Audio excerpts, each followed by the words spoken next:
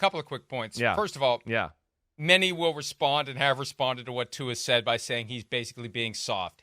He did survive Nick Saban at Alabama. Yep. Right. So he has been with a coach who has a well-earned reputation. Yeah, being for hard on you. getting pissed and telling it like it is. Right. But even he knew, how am I going to get the most out of this kid? How am I going to make it work with him?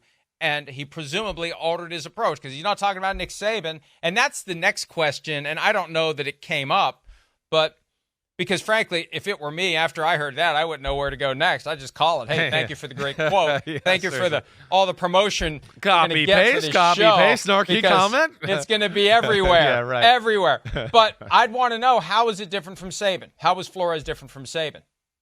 Because he made it through his time with Saban, and it didn't seem to break him the way that the time with Flores did. Well, that's where I think it's college football and the NFL is a little more different, a little more cutthroat, right? And in the NFL, you can go, wait, I don't like my quarterback. I can go get one of these other guys out here. We got teams calling us, so you get training. I can get rid of them. College, it's a little different. Hey, he's the number one recruit.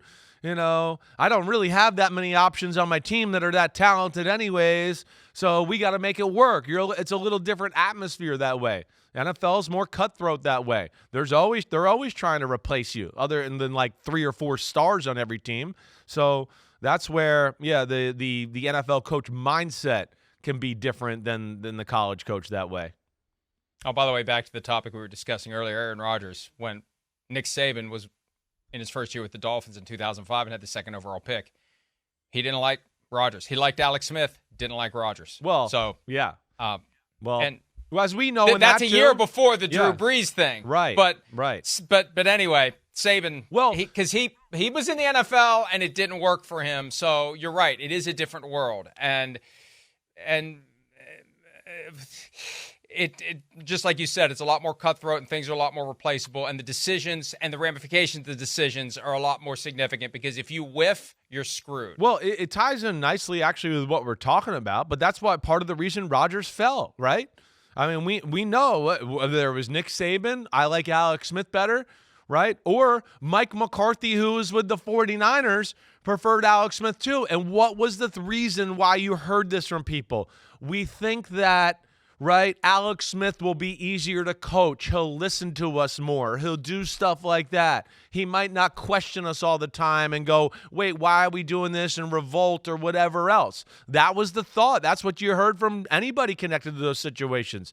They didn't know if Rodgers was going to be great that way because he's so smart. He got a little personality. And, of course, as we know, he does question things like that. So Alex Smith, like quarterbacks, like we're talking about, usually, hey, they step in line. Hey, coach said do this. Okay, how many up downs do I do, coach? Sure. All right, what checks do you want me to learn? Sure, coach. I'll go tell the locker room. But that's what the quarterback is. And, you know, when you're not that, I think a lot of old school coaches especially, they're a little bit like, what is this guy? And I don't know how to approach him that way. The one thing that I respect about Rodgers is that he's always had a ridiculously overly inflated opinion of himself, but for the most part, he's backed it up. Yes, he has. He ultimately has backed it up. People haven't believed in him because of that attitude. And you're right. And McCarthy, there's a lot of revisionist history now for McCarthy because he ended up with Rodgers a year after he didn't want him. Right. But when you look at the quotes from Mike Nolan, who was the coach of the 49ers at the time they passed on Rodgers and went with Smith, Nolan basically says McCarthy's the guy that didn't want him. Yeah. So McCarthy had a major, major reclamation project to do from the moment he got to Green Bay to turn this thing around with Rodgers because he's the guy that didn't want Rodgers. And the other thing, too, and this is amazing, and I had forgotten this if I ever knew it, McCarthy got the Packers job in 2006, despite the 49ers having the worst offense in the entire league the year before. Right. How the hell does that happen? That's a valid question, right? We've seen that happen a little bit before, though. I mean, but yeah, it's rare.